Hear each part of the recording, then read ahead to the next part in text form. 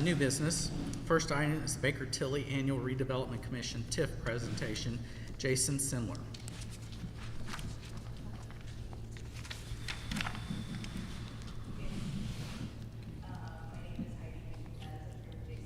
From Baker Tilly. Andy, you're probably used to seeing, is on fraternity leave. So we're subbing in. And Andy and I were previously here in March to fulfill that first reporting requirement for the Redevelopment Commission, where we reported on the Redevelopment Commission spending in 2024. The second requirement is more of a forward-looking presentation, where we're looking at the budget, the long-term plan, and the impact of your areas on the overlapping taxing units. So this presentation aims to meet those requirements and to just serve as a good reference in the future. I'll be going through the presentation, which is a condensed version of the full TIF report. The TIF report will include more of the calculations and also a little bit more of the background on the TIF areas. So going into slide 3, we like showing this illustration to show what a TIF area typically looks like over its lifespan. So anytime a TIF area is established, that base assessed value is set, and as that area ages and as the property develops, that incremental assessed value is captured in the form of TIF. So the goal really of all your TIF areas is to build that assessed value and to go ahead and reinvest it back into the area. And at the end of its lifespan, give that value back to its tax base. So your TIF areas were all created between 2006 and 2013. So they will all expire between 2036 and 2039. So if you're looking back at the graph, all of your TIF areas are quite in the middle, about halfway into their lifespan. And we're looking at about 10 to 100 million in incremental assessed value that will eventually go back to the tax base at the end of their life. Going into slide 4, as the Redevelopment Commission, you have the ability to set up an area within the redevelopment district. So in this case, the redevelopment district encompasses the entire city. So for Bedford, you have that large economic development area, and then within it, you have those 4 allocation areas. And slide 5 gives more information on the statutory term of the TIF areas. Bedford does not have any pre-1995 areas, but you do have the original EDA number 1 allocation area, which has that 30-year lifespan, but those remaining 3 areas have that 25-year lifespan. So going more specifically into your areas on slide number 7, Bedford EDA number 1 was created in 2006, and as I mentioned previously, has that 30-year lifespan and is set to expire in 2036. In pay 2024, we estimated TIF at about 1.4 million, and the city did end up collecting about 99%, which is really great. And in pay 25, we are estimating the TIF to be about 1.5 million. For Eastgate EDA number 2 allocation area on slide number 8, it was created in 2010. And for this area, its clock of its lifespan began at the issuance of its 2015 bonds. So these are set to expire in 2040.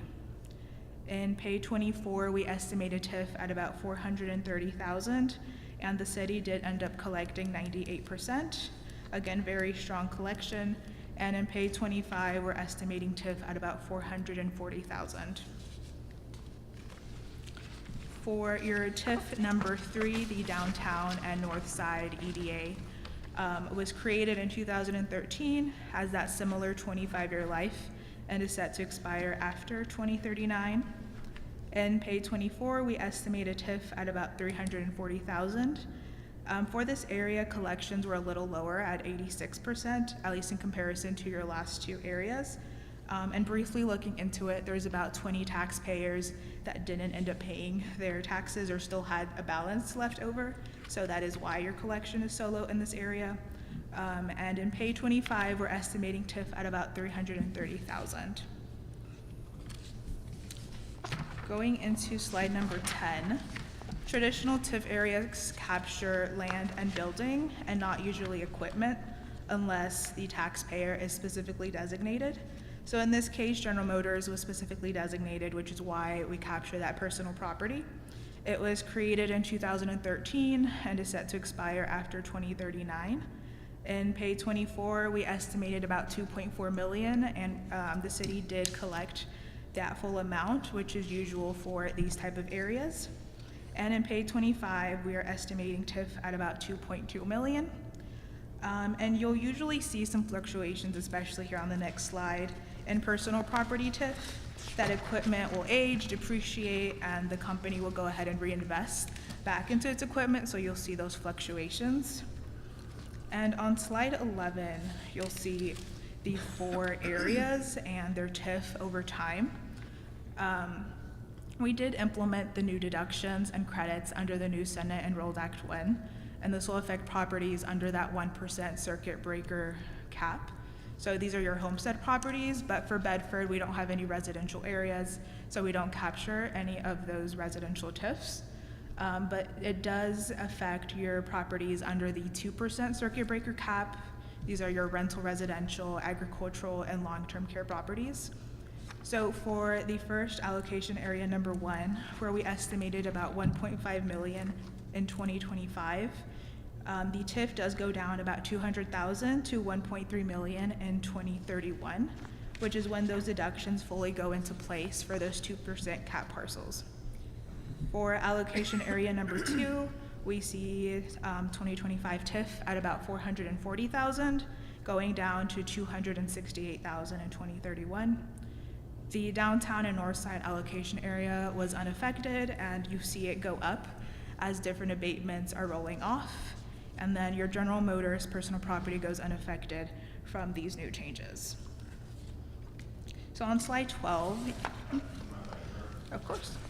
It's basically similar to Principal Baker-Tilly. I just want to highlight what Heidi mentioned, because I think this is important, not just for the Redevelopment Commission, but for the city as a whole, and all the overlapping tax units, because Senate Bill 1, if gone through the legislation, through the election, one of the goals was to reduce property taxes. And I think they're going to accomplish that by the additional deductions they give in, and that's why we're seeing an anticipated reduction in TIF, which is the property taxes that you collect. So we wanted to highlight that, and that's why the decrease in tax increment going forward. Again, keeping in mind we're not assuming any new development, new construction that will hopefully develop within the TIF areas, but did want to point that out. I also want to point out, I think that because of, you're hit by a couple $100,000 by the TIF areas, the city is probably going to be hit much more severe with the impacts of Senate Bill 1, potentially depending upon how everything shakes out and gets phased in. But I think that's going to probably cause this board to be even more important, and the project that you fund to be even more important, valuable for the city and all the other units going forward. So just wanted to point that out. And Mayor, I don't know if you agree or not, but I think that's what's going to happen is redevelopment commissions are going to have even a bigger stake in the success of the city and overlapping tax units as it gets tougher and tougher to operate with the limited revenues. So again, we did try to account for that and showing your revenues, but even with that, your revenues are still very strong. Thank you. And on slide 12, you'll kind of visually see the TIF. So you see that allocation area number 1 expiring in 2036. A large portion of your TIF is coming from that General Motors personal property, and all of those areas expire in 2039. On slide 13, you'll see some projects that are being funded with TIF revenues. So that goes from road improvements to utility, public safety, some different parks, and really TIF revenues can be spent on anything that is serving in or benefiting your economic development area. So the last piece of the reporting requirement is to attempt to quantify any impacts of your TIF areas on the overlapping taxing units. So on slide 16, you'll see all of the taxing units that make up that Bedford taxing district. It's made up of your county, township, city, school, library, and solid waste. So in this scenario, we assume those 140 million of incremental assessed value for your 4 allocation areas are passed through. and that results in about a 38-cent decrease for your taxpayer and an increase in about $89,000 in levy. I'm not sure, Jason, if you want to add anything, but we'd be happy to answer any questions.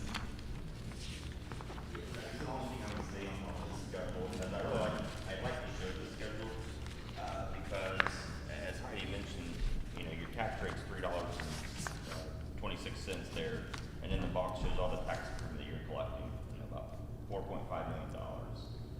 There's a lot of misconception. Let's say you didn't have any project that you needed funded, and you wanted to dissolve those TIF areas. The misconception is if you were to dissolve those TIF areas, no longer capture, you know, that $141 million, that $4.5 million of TIF would go and get distributed to the city, to the schools, to the township, to the county. And as we're showing on scenario 2, if you end those TIF areas, what gets passed through is the $141 million assessment that gets added to the tax base, and that just reduces tax rates. I don't want to say just, because that is a benefit. That's going to reduce taxes. But as you can see, it reduced the tax rate 38 cents, but really does not provide any new money to the city or to the schools. It does a little bit on your cum funds. You know, the county gets $18,000. The city gets $70,000 from the CCD fund, compared to the $4.5 million in TIF that you're getting. Now there would be some reduction in circuit breaker losses because of the decrease in tax rate, but still it wouldn't be in the tune of $4.5 million. Can you stand in front of the microphone so everybody out Yep. in the virtual world? Yep, we can I'm hear sorry. you? Thank you. So I like to show this schedule 1 is because it debunks that misconception that if you end TIF areas, everyone's going to get this windfall of money, because that's not true. It also shows that as long as the city has projects that you need to fund, this is kind of getting your most bang for your buck, because you're getting $4.5 million to fund projects that you otherwise may not be able to fund, or have to take it out of the general fund, or have to issue property tax or income tax bonds. So I kind of like that schedule for that reason, because I know with property taxes in Indiana, it's a confusing mechanism. So, and this is, as you know, in June, you always have that decision where you want to pass through assessed value or not because you have excess. This is kind of a good exercise to show if you pass it through, really what is the benefit to the underlying tax units, including the city. And again, is it better to capture all the TIF and fund the projects? And what we're finding more and more is redevelopment commissions capturing all of it and then trying to find projects that might benefit other overlapping tax units, because that's also benefits the other overlapping tax units more than maybe passing through assessment. Thank you. Does anybody have any questions or comments? All right. Thank you very much. Item number 2, request acceptance of quote for paving of lot south of task or parking lot. Brandon. Thank you.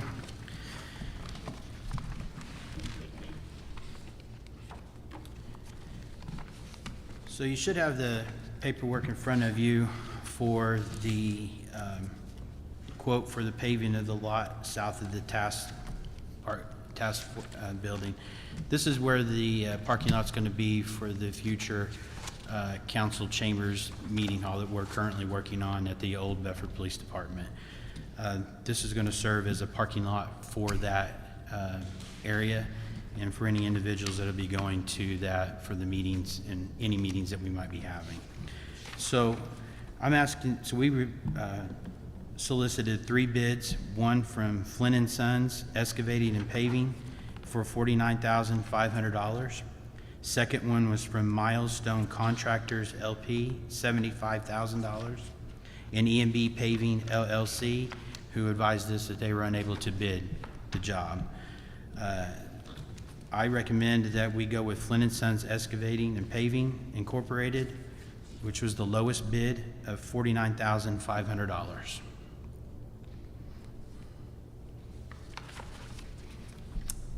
anybody have any questions? If not, I would entertain a motion.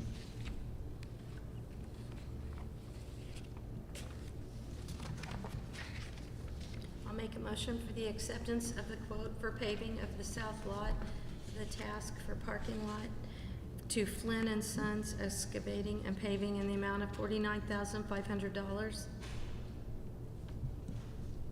I'll second.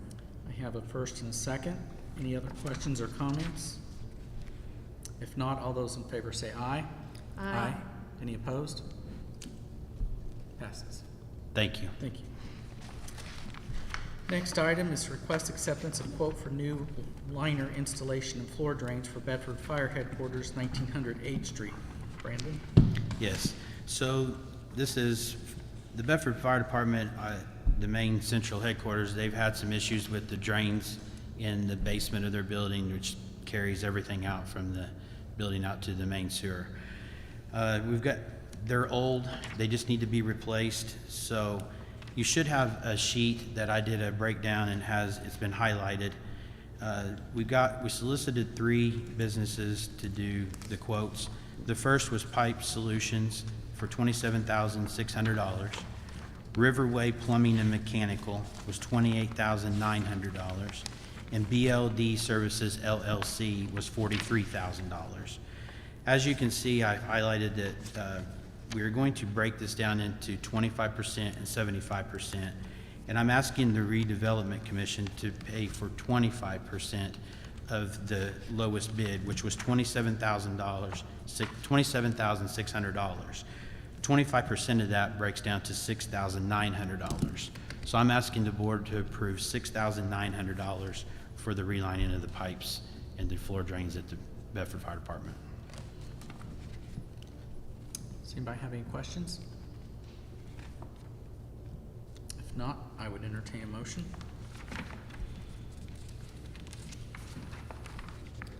I make a motion to accept the quote for the new liner installation and floor drains for Bedford Fire Headquarters.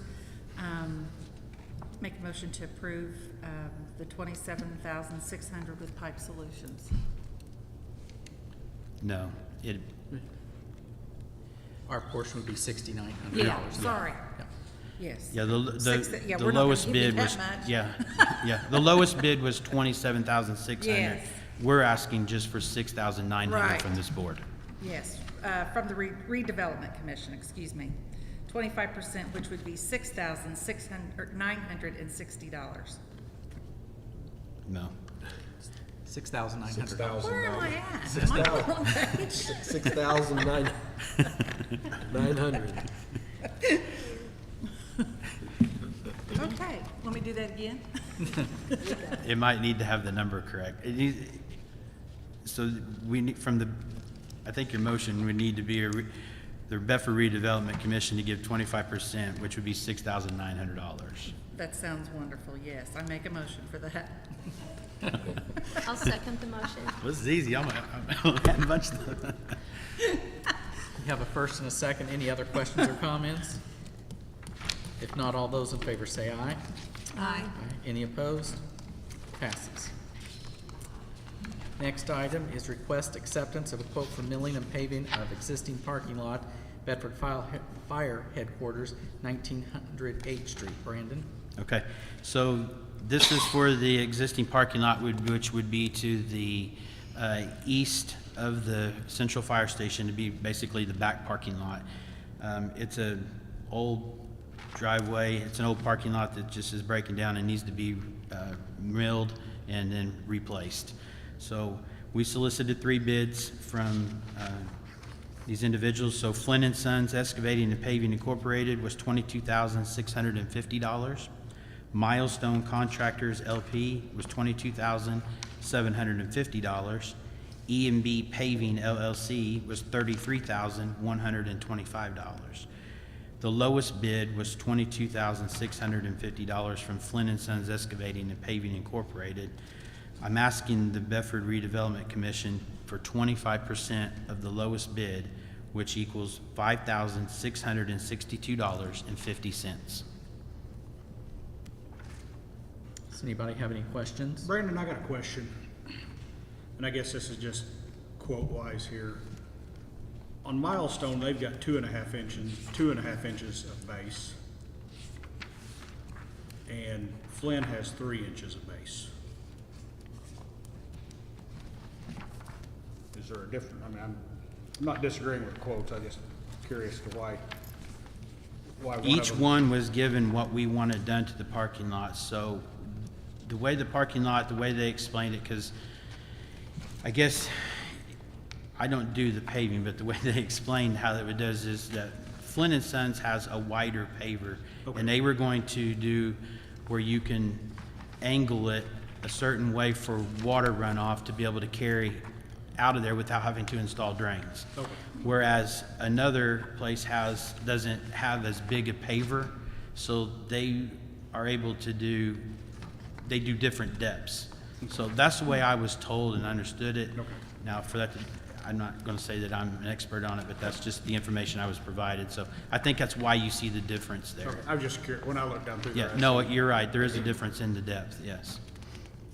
Can I ask a question? So here you've got redevelopment commission paying 25%, and the board, and you're asking the Board of Works and Public Safety to pay 75%? Yes. Okay. So, I don't know, but is there a chance that they wouldn't pay 75%? And then what would happen if that's the case, or, I mean? There's always a possibility. I mean, it has to go in front of the board. The board has to make the decision to whether to approve or not approve. So I will present to them the same as I present to you. If they feel that there's a reason not to, then they have the utmost right to say no. So, I mean, I can't control what the board would do, yes or no. So But that- yeah, there's a possibility they could say no. I It- don't. If the Board of Works didn't approve the contract, in my opinion, at that point in time, then the job would not be done. Okay. Because it would have to be funded 100%, of course, for it to be done. Right. So if the funding didn't come through, then it would just be null and Couldn't be void. done, no, okay. Yeah. Any other questions? If not, I would accept the motion. Make a motion to accept the bid from Flynn and Sons. Or I sound like Kathy. Gets us ended. 566250. Yeah. I have a motion. Yeah. Okay. I'll second it. I have a motion and a second. Any other questions or comments? If not, all those in favor say aye. Aye. Any opposed? Passes. Next item is request acceptance of a quote for adding additional new parking lot, Bedford Fire Headquarters, 1900 H Street, Brandon. All right, so we get a third chance to do this. This is fun. So, all right, so what you have here is before you approved the existing parking lot, but to the northeast of the parking lot, there's a section that's never been paved. It's just a grassy area. We're looking to take the grass and the dirt out and then have this paved, which would then square off the parking lot and give it an additional probably 10 to 11 extra spots of parking in this parking lot. So in order to do this area, the dirt and the grass has to be removed and then stone and stuff brought in, and then the new parking lot will then be paved along to create into the existing parking lot to make one. But we solicited three contractors for this job as well. Flynn and Sons Excavating and Paving Incorporated, $27,840. Milestone Contractors LP at $44,000, and E&B Paving LLC at $113,200. The lowest bid on the job was $27,840 by Flynn and Sons. And I'm asking the board to approve 25% of the lowest bid of $27,840, which would be $6,960. Any questions? If not, I would entertain a motion. I'll make a motion for the acceptance of quote for adding additional new parking, an additional new parking lot at the Bedford Fire Headquarters at 1900 H Street, be awarded to Flynn and Sons Excavating and Paving Incorporated in the amount of $27,840, with the Bedford Redevelopment Commission paying 25% in the amount of $6,960. I second. Got a first and a second. Any other questions or comments? If not, all those in favor say aye. Aye. Any opposed? Okay. Thank you. Anything for discussion? Most of us have seen up at the roundabout on John Williams Boulevard. Of course, that's continuing to proceed from that standpoint. I know that they have some time as far as to the agreement to get it finished, but depending on weather, which it looks like this next week's gonna be a lot of rain, but depending on the weather, hopefully here within a couple of months, and we're anticipating with any luck at all, that project hopefully will be complete, and that roadway will be open. So that's all I have. If not, I would entertain a motion to adjourn. So moved. Second. Motion second. All those in favor say aye. Aye. We're adjourned. Thank you.